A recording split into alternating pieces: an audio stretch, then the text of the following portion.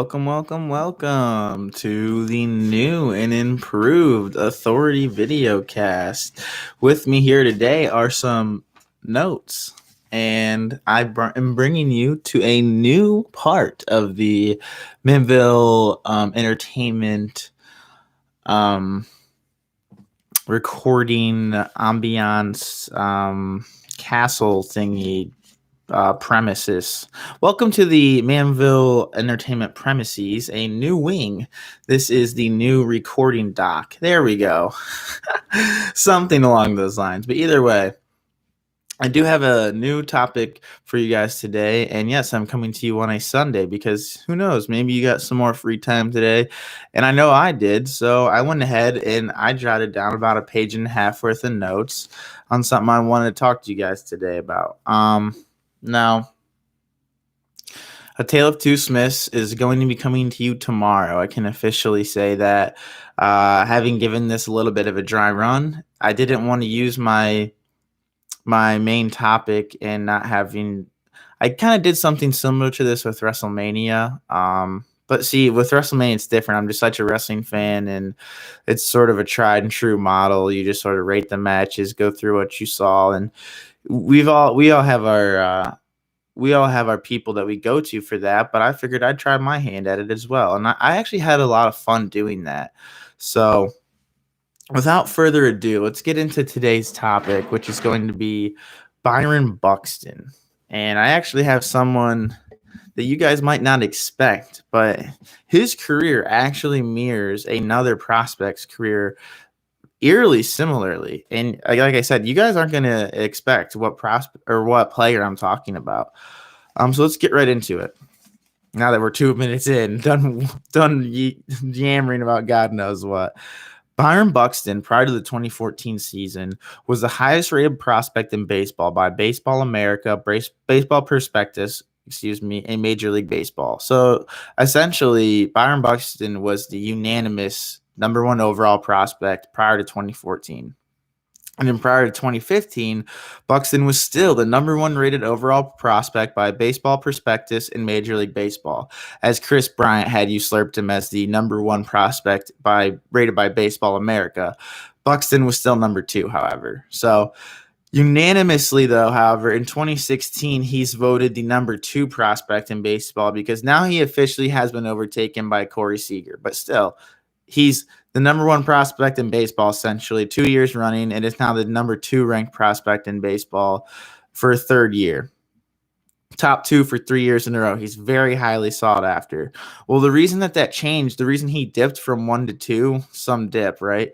But the reason he dipped from 1 to 2 was because both Corey Seager and Byron Buxton both debuted in 2015, but Buxton only hit 209 and 138 plate appearances, with Seager hitting 337 and 113 plate appearances. Now, what's funny about this, as I drop my pencil, is that the funny thing about this is that this would actually be the last time we see Buxton ever have more plate appearances than Corey Seager, which, it is what it is. I don't know if it was just that they were called up, like Buxton was called up before Seager or whatever, but yeah, in 138 plate appearances, Buxton hits just 209. Seager hits 337 rather, and 113 plate appearances during 2015. So prior to the 2016 season, that's how Buxton is now the unanimous number two overall prospect, and Seager's now voted number one.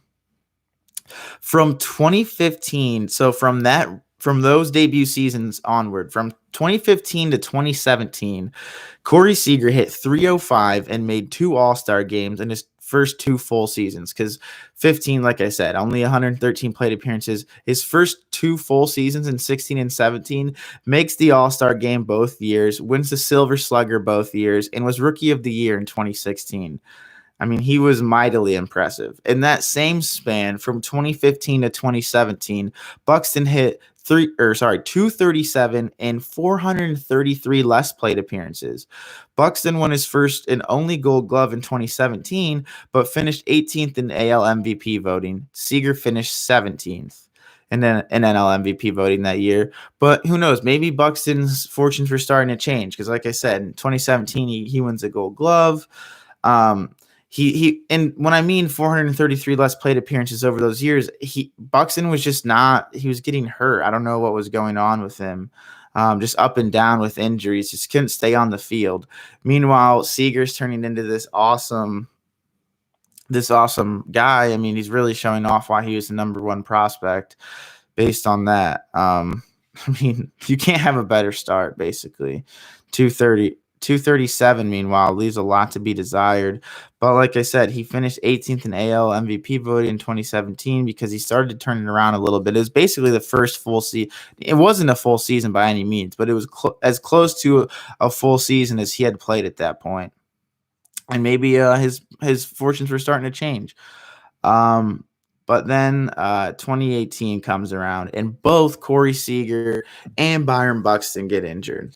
Buxton plays in just 28 games, hitting 156 with 0 home runs. Now that's probably the Byron Buxton that we all remember. That's the Byron Buxton that's sort of been put into gosh dang it, I hate when I do that. Put into our memory of. That's why he's a failure. I think 2018 is probably the biggest reason why people consider him a failed prospect. He had spent all these years being the number one guy, and then after finally seeming like he'd turned the corner in 2017, boom, 156, no home runs, plays 28 games. But Seager, who had been on this awesome trajectory, just he couldn't have been better his first 2 full seasons in the big leagues. He hits a career low 267 with only 2 home runs and plays in just 26 games. So I take that back. I'm not sure about the plate appearances, but at least in terms of games, Buxton actually played 2 more games in 2018. Now 2019 is when things turn around for Buxton anyway. Byron Buxton hits for a career high 262 in his age 25 season, but he only played in 87 games. Seager makes a full comeback, however, leading the NL along with Anthony Rendon's 44 doubles, making 246 more plate appearances. So again, like whatever momentum Buxton might have got, I guess, in 2018 from appearing in 2 more games than Seager. Seager, again, just it's incredible. Like these guys were 1 and 2 and as prospects, and essentially after 2019, Seager has had the 1 year where he was injured, but he comes right back in 2019 where, Buxton shows flashes, but again, in only 87 games. So then we get to last season. So started the first 21 games batting just 221 with 5 homers, but Buxton hits 290 in September and October with 8 home runs in just 18 games. Now, I did 2 things here. I did a full breakdown of what his 162 game numbers would look like with his full season stats, which would be 137 hits, 54 home runs, and 112 RBIs. Which is ridiculous. But if you take his September and October numbers and stretch them over a full 162 games, he ends up with 162 hits, 72 home runs, and 135 RBIs. Just a monstrous pace. So he actually finishes 16th in the AL MVP voting, but Seager finishes 9th in NL MVP voting, and they win the World Series. The Dodgers do. Also, it's really interesting to me, actually. There's this very scary trend. It's across baseball, obviously, but there's this very scary trend for Byron Buxton where he doesn't get on base. I mean, he hits, and it proves in September and October last year. Now we're starting to see that sort of power that we were not just the power, but the overall player. I mean, crap. Who cares what his projections may have been? If this guy gets 72 home runs, then that is what it is. But there is this scary trend, though, of I don't understand it, but he only had 2 walks last year, I think. Yeah, 2 walks, and he struck out 36 times. This season, he's got 2 walks already, but struck out 11 times. So 2021, and this is the whole reason that made me do this video, was I was looking at emails, and apparently I had an email from the start of the season from Major League Baseball saying, I forget who the other one was, but there was 2 guys that they said were like MVP candidates in. Oh, that's right. It was Juan Soto, who's been hurt. Byron Buxton would know something about that. And Byron Buxton. And I was like, Byron Buxton, I mean, I know people are starting to talk about him this year because of the incredible start that he's on, but Byron Buxton, I couldn't figure it out why coming into this year he had hype for MVP. And obviously now I know because of the crazy finish he had the last season.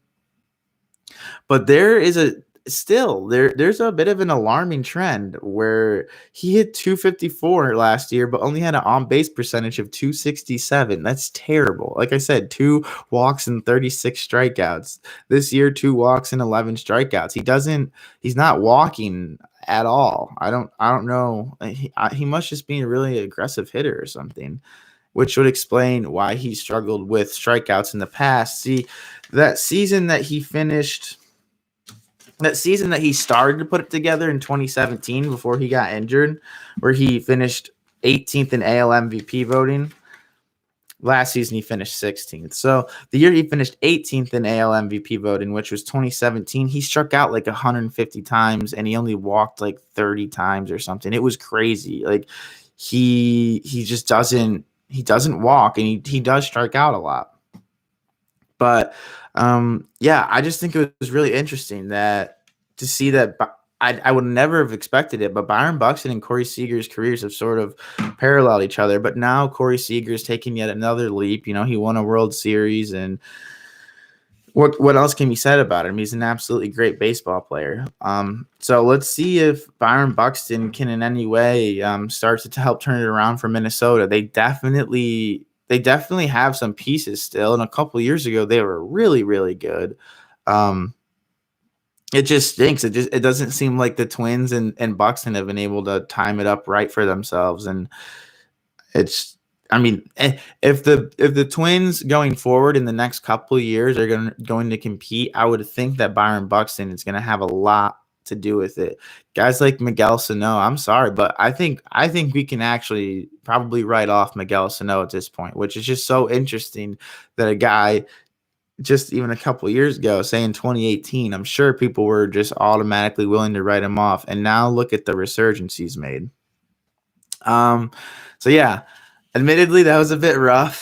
That's why I wanted to do this first and see how it would go. We'll see. Tale of Two Smiths. I'm gonna put a lot of work into that for you guys, and we'll see how it turns out. But basically, yeah, I saw something interesting today in an email, and so got me thinking. I compared Byron Buxton to Corey Seager, and I didn't think I was gonna do that either. By the way, I was looking up who were the people, because when I first saw, I was like, okay, who ranked him number 2 the year that he was still ranked number 1 by the other two, and I said, okay, Chris Bryant. But then by 2016, prior to the 2016 season, he was the unanimous number 2 when someone else was unanimous number 1. Well, who's that? Corey Seager. And it was insane. Their careers really parallel each other in a pretty crazy way.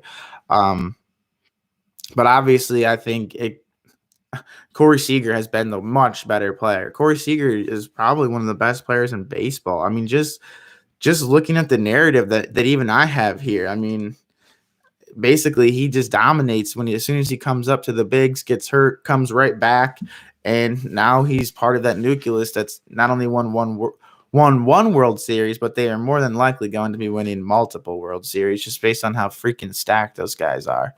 So thank you for joining me today. This isn't going to be a normal thing, recording on the weekends probably, because hopefully I'll be working and I'll use my weekends to actually enjoy the time off. But I've had some downtime and rearranged a little bit, and that's what I was mumbling and rambling about in the beginning. Is I've rearranged a little bit, and so now I'll be recording from here. You'll see some of my Bowling Green stuff. But yeah. This was definitely a lot of fun, and I do plan on doing this for future, regardless of what I do for the Tale of Two Smiths video, like in terms of preparation. This will more than likely be how I handle things from here on out. Just it's nice. I mean, yeah, I guess if I need to, I can definitely still look stuff up as we go, but I'm thinking that me playing around on my computer was why the live stream failed the other day, and I was having such a hard time getting out my Matt Bush video.